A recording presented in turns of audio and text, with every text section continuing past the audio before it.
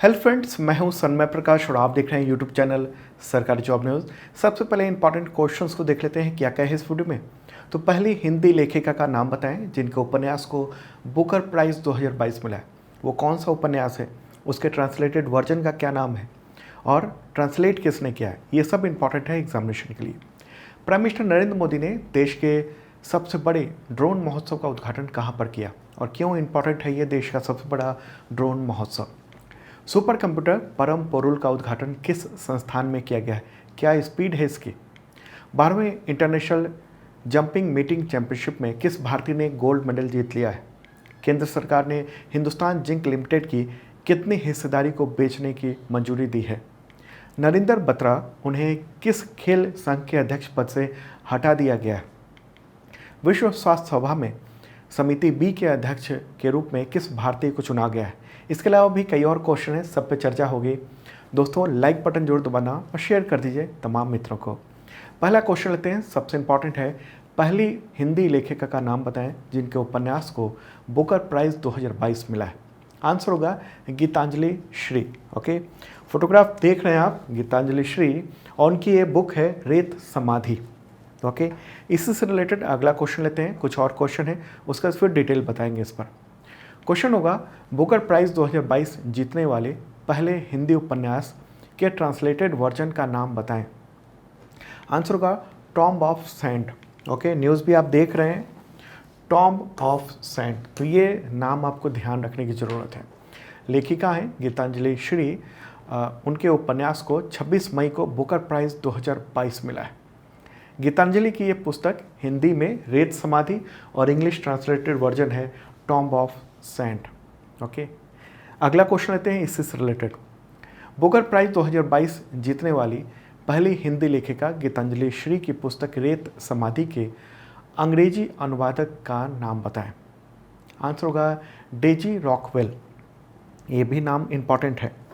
गीतांजलि श्री की पुस्तक है रेत समाधि, उसका इंग्लिश ट्रांसलेशन किया है टॉम्ब ऑफ सेंट नाम से। ओके, किसने किया है तो डेजी रॉकवेल ने किया है। और ये फोटोग्राफ देख रहे हैं, ये है डेजी रॉकवेल और ये है गीतांजलि श्री। ओके, तो हिंदी का ये ऐसा पहला उपन्यास है या कहें हिंदी की पहली लेखिका है या फिर इस तरह से भी कह सकते हैं कि भारतीय भाषाओं की ऐसी पहली लेखिका हैं जिनको बुकर प्राइज़ मिला है 2022 का। और आपको बता दूं कि दोनों को 50,000 पाउंड मिले। ये अवार्ड सेरेमनी है जिसका वीडियो मैं आपको दिखा रहा हूँ मेरे बगल में। ओके, तो 50,000 पाउंड का अवार्ड मिला है और वो रुपए में कन्वर्ट करेंगे तो लगभग 47 लाख रुपए के आसपास का होता है ये अवार्ड। तो इसमें से 50-50% दोनों को ये अवार्ड दिया गया है। ओके, तो आप देख रहे हैं गले मिल रही हैं गीतांजलि श्री और उनकी ट्रांसलेटर इंग्लिश की। ओके, तो 25-25 हज़ार पाउंड दोनों को मिला है। ठीक है, उपन्यास में क्या है देखिए, रेत समाधि उत्तर भारत की एक 80 साल की महिला की कहानी है जो अपने पति की मौत के बाद बहुत टेंशन में चली जाती है और एक नया जीवन शुरू करती है 80 ईयर की उम्र में। तो उसी की कहानी है और पूरा उपन्यास है उसी पर और उसे ये अवार्ड मिला है। गीतांजलि श्री के बारे में बताऊं, 64 ईयर के हैं और उत्तर प्रदेश के मैनपुरी में उनका जन्म हुआ था। उनका पहला उपन्यास कौन सा था, माई। इसके बाद उन्होंने कई उपन्यास लिखे जैसे हमारा शहर उस बरस 90 के दशक में आया था जब सांप्रदायिकता पर केंद्रित एक उपन्यास था उनका। और इससे कुछ साल बाद गीतांजलि श्री का उपन्यास आया था तिरोहित। ओके, जो कि स्त्री समलैंगिकता के आधार पर यह बुक थी। और अब रेत समाधि उसके ट्रांसलेटेड वर्जन को और इसे दोनों को बुकर प्राइज़ मिल गया है। बहुत ही इंपॉर्टेंट है। बुकर प्राइज़ जो अवार्ड होता है वो किसी भी भाषा में जो लिखी गई है उसके ट्रांसलेटेड वर्जन के आधार पर दिया जाता है। ओके, तो ऐसे में क्या होता है, ट्रांसलेटर और मूल लेखिका हैं या लेखक हैं उनको भी अवार्ड मिलता है बराबर बराबर। चलिए आगे बढ़ते हैं, अगला क्वेश्चन लेते हैं, इंपॉर्टेंट है ये भी। प्राइम मिनिस्टर नरेंद्र मोदी ने देश के सबसे बड़े ड्रोन महोत्सव भारत ड्रोन महोत्सव 2022 का उद्घाटन कहाँ पर किया। आंसर होगा दिल्ली में। ओके, न्यूज़ भी आप देख रहे हैं PIB की ओर से ये जारी हुआ है और ये कहाँ पर आयोजित हुआ है, दिल्ली के प्रगति मैदान में। कब से कब तक, तो 27 और 28 मई को आयोजित किया गया। प्राइम मिनिस्टर ने इसका उद्घाटन किया और इस दौरान उन्होंने 150 ड्रोन पायलटों को सर्टिफिकेट भी बांटे, 150। ओके, देखिए बड़े जो ड्रोन हैं उन सबको चलाने के लिए पायलट का लाइसेंस भी होना चाहिए, सर्टिफिकेट भी होना चाहिए। ओके, तो वो बांटे। देखिए छोटे ड्रोन के को उड़ाने के लिए खिलौने वाले जो ड्रोन होते हैं या बहुत छोटे होते हैं उसके लिए सर्टिफिकेट की ज़रूरत नहीं है, पायलट सर्टिफिकेट की। लेकिन जो बड़े ड्रोन हैं जैसे ये किसान ड्रोन है, तो इसके उड़ान के लिए लाइसेंस होना चाहिए या कहें सर्टिफिकेट होना चाहिए जो कि वो चला सके। ओके, तो ड्रोन जो है वो आने वाले वक्त में गेम चेंजर होने वाला है देश के विकास में। जैसे सप्लाई के क्षेत्र में ड्रोन के जरिए रेस्टोरेंट से 5 किलोग्राम दूर तक के फूड सप्लाई हो सकेगी। ऐसे ऐसे ड्रोन वहाँ पर दिखाए गए, प्रदर्शित किए गए। वहाँ जो ड्रोन थे उसमें एक ड्रोन ये भी था कि शहर से 60 किलोमीटर दूर तक के इलाके में ड्रोन दवा और टीके पहुँचा सकता है। डिफेंस के भी ड्रोन हैं। वैसे तो इंडिया ने कई ड्रोन बनाए हैं, DRDO ने बनाए हैं बड़े बड़े ड्रोन, लेकिन जो इस ड्रोन मेले में ड्रोन आया था उसमें यह भी था कि दुश्मन के घर में घुसकर AK-47 चला सकता है ये ड्रोन, सर्जिकल स्ट्राइक कर सकता है। एग्रीकल्चर में बहुत ही इंपॉर्टेंट रोल होने वाला है। कीटनाशकों के छिड़काव में, कृषि की निगरानी में बड़ी भूमिका होने वाली है। ओके, तो ड्रोन महोत्सव है ये और महत्वपूर्ण है। इसमें सरकारी तमाम अधिकारी, सशस्त्र बल, एग्रीकल्चर से रिलेटेड जो कंपनियां हैं वो सब, किसान, स्टार्टअप्स, इन सब से रिलेटेड बहुत सारे कंपनियों के प्रतिनिधियों ने इसमें हिस्सा लिया है। ठीक है, और आपको बताऊं कि देश में अभी ड्रोन का जो कारोबार है वो 60 करोड़ रुपए के आसपास है और आने वाले 5 साल में ये बढ़कर 15,000 करोड़ रुपए तक पहुंच सकता है। इसलिए ये इम्पॉर्टेंट है। ठीक है, और आपसे सवाल भी हो सकता है एग्जामिनेशन में ड्रोन से रिलेटेड, क्योंकि जो भी नई तकनीक है और जिसको लेकर काफ़ी सरकार प्रयास कर रही है आगे बढ़ाने को लेकर, तो उससे रिलेटेड क्वेश्चन एग्जामिनेशन में इम्पॉर्टेंट हो जाते हैं। चलिए आगे बढ़ते हैं, अगला क्वेश्चन लेते हैं। सुपर कंप्यूटर परम पोरुल, उसका उद्घाटन किस संस्थान में मई 2022 में किया गया है? आंसर होगा NIT तिरुचिरापल्ली। ये कहाँ पर है? तो तमिलनाडु में। न्यूज़ भी आप देख रहे हैं, ये वहाँ पर इंस्टॉल किया गया है या कहें कमीशन किया गया है या फिर कह सकते हैं आप उद्घाटन किया गया है। परम पोरुल, तो NIT तिरुचिरापल्ली, तो उसके बोर्ड ऑफ गवर्निंग के जो चेयरमैन है भास्कर भट्ट, तो उन्होंने इसका उद्घाटन किया 25 मई को। और ये जो परम पोरुल है, यहाँ पर देख रहे हैं आप सुपर कंप्यूटर बहुत बड़े होते हैं। ओके, आपको तो अगर छोटे छोटे कमरे हों आपके, तो 5-6 कमरे के बराबर का एक सुपर कंप्यूटर होता है। तो इसको विकसित किसने किया है? तो department of science and technology, DST, और इसके अलावा जो CDAC है उस सब की संयुक्त रूप से एक मिशन है, राष्ट्रीय सुपर कंप्यूटिंग मिशन। तो इसी के तहत ये सुपर कंप्यूटर को डेवलप किया गया है। और आपको बताऊं कि मई 2022 तक इस देश में 15 सुपर कंप्यूटर स्थापित किए जा चुके हैं इस मिशन के तहत, यानी NSM मिशन के तहत, नेशनल सुपर कंप्यूटिंग मिशन। ये भी ध्यान रखने की बात है। ओके, वैसे तो देश में काफ़ी ज़्यादा सुपर कंप्यूटर अलग अलग संस्थानों में, अलग अलग जो मौसम स्टेशन है उन सब में स्थापित हैं, लेकिन इस मिशन के तहत जो फेज़ 2 है, यानी कौन सा मिशन कह रहे हैं हम? राष्ट्रीय सुपर कंप्यूटिंग मिशन, उसके तहत सेकंड फेज में 15 सुपर कंप्यूटर स्थापित किए जा चुके हैं और इसकी क्षमता टोटल की जोड़ लें तो 24 पेटा फ्लॉप होगी। इन सब सुपर कंप्यूटर का निर्माण भारत में किया गया है। स्वदेशी तकनीक इसमें अपनाई गई है, स्वदेशी सॉफ्टवेयर उसमें इंस्टॉल किया गया है।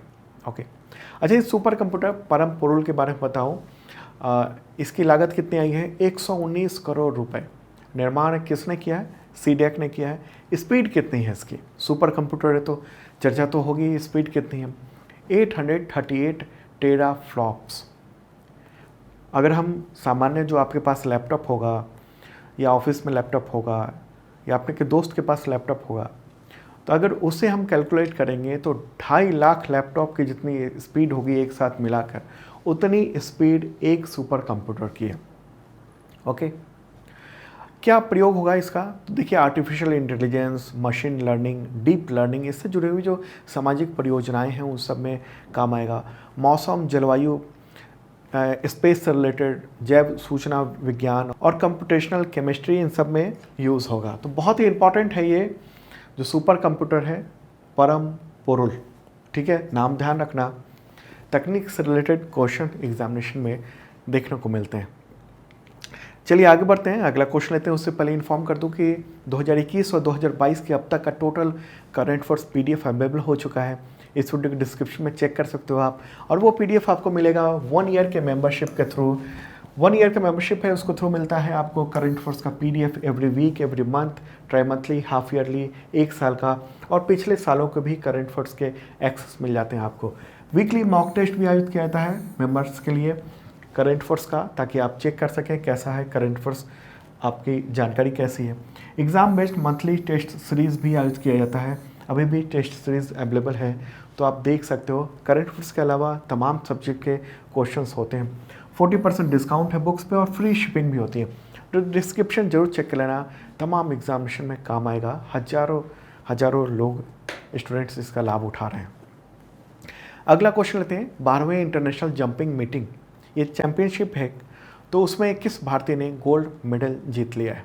आंसर होगा मुरली श्री शंकर। ओके, न्यूज़ आप देख रहे हैं, मुरली श्री शंकर ने ये अवार्ड जीत लिया है, गोल्ड जीता है। एक इम्पॉर्टेंट बात है ये। कहाँ पर यह आयोजित हुआ? तो ग्रीस में आयोजित किया गया है। कलिथिया एक जगह है, शहर है, वहाँ पर मई में ही, इसी महीने।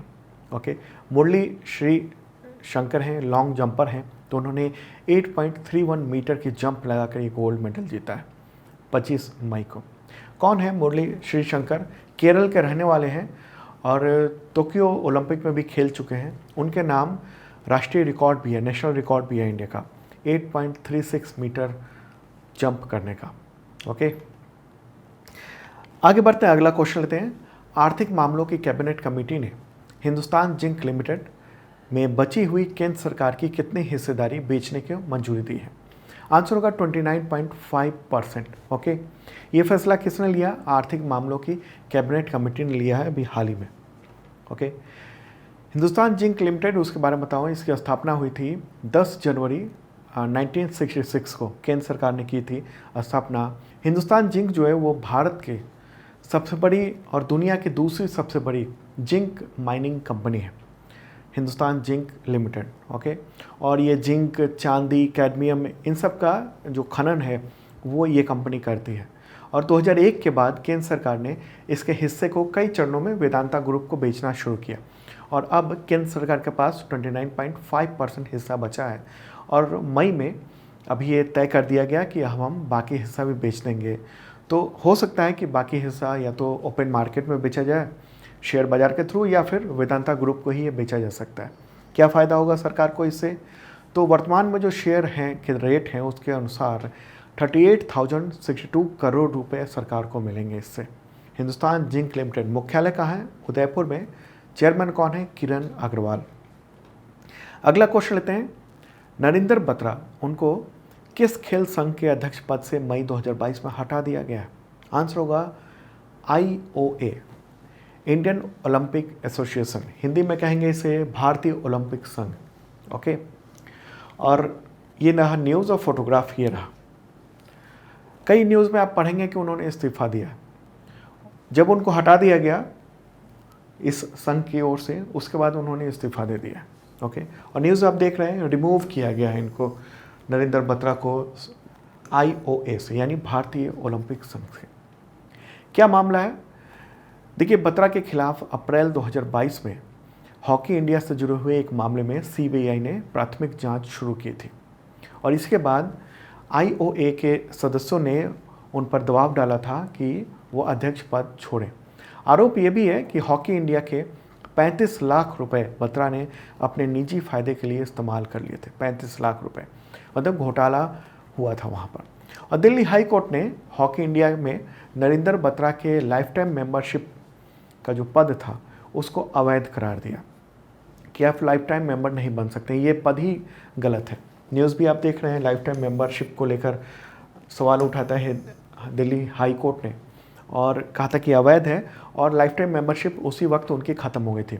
तो इसी वजह से अब उनको भारतीय ओलंपिक संघ से भी हटा दिया गया। ओके, ऑटोमेटिकली वो हट गए, और हालांकि उन्होंने कहा कि मैंने इस्तीफा दिया है। ओके, तो अब सवाल है कि अभी अध्यक्ष का काम किसे सौंपा गया है? तो भारतीय ओलंपिक संघ के उपाध्यक्ष हैं अनिल खन्ना, तो उनको प्रभारी अध्यक्ष बना दिया गया है और नए सिरे से इसका इलेक्शन होगा, चुनाव होगा। और इसमें साफ तौर पे कह दिया गया है कि नरेंद्र बत्रा अब अगली बार इस चुनाव में शामिल नहीं हो पाएंगे। ठीक है, नरेंद्र बत्रा के बारे में बताऊं, वो अंतर्राष्ट्रीय हॉकी महासंघ यानी FIH के अध्यक्ष भी हैं।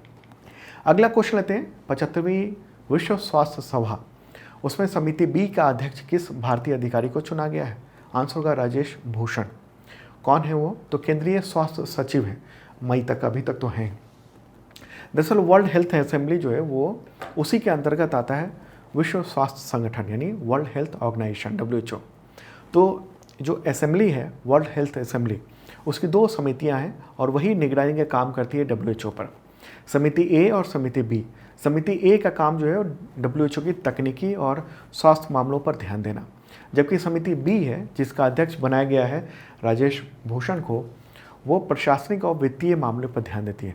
जैसे 2022-23 का WHO का बजट क्या होगा, WHO की जो ऑडिटिंग होती है उसकी रिपोर्ट तैयार करवानी, सामाजिक जो सार्वजनिक स्वास्थ्य पर वैश्विक रणनीति क्या होगी, तो ये सब पर ये मुख्य तौर पर ये डिसाइड होता है। ओके, तो एक इम्पॉर्टेंट जो समिति है, कमेटी कह दीजिए, तो उसी के अध्यक्ष बन गए हैं राजेश भूषण। WHO की बात कर लें, मुख्यालय कहाँ है? जिनेवा, स्विट्जरलैंड में, और महानिदेशक कौन है? Director general doctor Tedros Adhanom. अगला क्वेश्चन लेते हैं, बुक है listen to your heart the London adventure, तो उसके लेखक कौन है? आंसर होगा Ruskin Bond. Okay, Ruskin Bond के 88 जन्मदिन पर यानी 88वें जन्मदिन पर यानी 19 मई को ये बुक लॉन्च की गई है और वो प्रसिद्ध बाल लेखक हैं। बुक ये रहा। ओके, रस्किन बॉन्ड का जन्म कहाँ पर हुआ था? कसौली, हिमाचल प्रदेश में हुआ था। फिर गुजरात, उत्तराखंड, हिमाचल प्रदेश, इन सब में उनकी लालन पालन हुआ, बढ़े आगे, और अब इंटरनेशनल फेम के वो राइटर हैं। तो नई बुक इनकी आ चुकी है। अगला क्वेश्चन लेते हैं, चेसेबल मास्टर्स 2022 के फाइनल में भारतीय खिलाड़ी आर प्रज्ञानंद किस खिलाड़ी से हारकर दूसरे स्थान पर रहे? आंसर होगा Ding Liren. Okay, are Pragyanand को 27 मई को चीनी खिलाड़ी डिंग लीरेन ने हराया। न्यूज़ भी आप देख रहे हैं, और ये रहे आर प्रज्ञानंद। ओके, ये जो आयोजन है ऑनलाइन हुआ था, ये ऑनलाइन आयोजित किया जाता है इसको। आर प्रज्ञानंद के बारे में बताऊं, भारतीय ग्रैंड मास्टर हैं, मात्र उम्र इनकी कितनी है? 16 साल मात्र है। पूरा नाम क्या है इनका? रमेश बाबू प्रज्ञानंद। जन्म हुआ था 10 अगस्त 2005 को चेन्नई में, और भारतीय शतरंज खिलाड़ी वैशाली रमेश बाबू के छोटे भाई हैं। तो दोस्तों, ये था इंपॉर्टेंट करंट अफेयर्स, और आप ऐप डाउनलोड कर सकते हैं सरकारी जॉब न्यूज़ का। गूगल प्ले पर जाइए और आप सर्च कीजिए सरकारी जॉब न्यूज़, और आपको ये लोगो मिलेगा, और डाउनलोड कर सकते हैं सरकारी जॉब न्यूज़ का ऐप। इसके थ्रू आप शानदार करंट अफेयर्स की तैयारी कर सकते हैं, और मेंबरशिप देखना जरूर इस वीडियो के डिस्क्रिप्शन में। अब मिलते हैं अगले वीडियो में।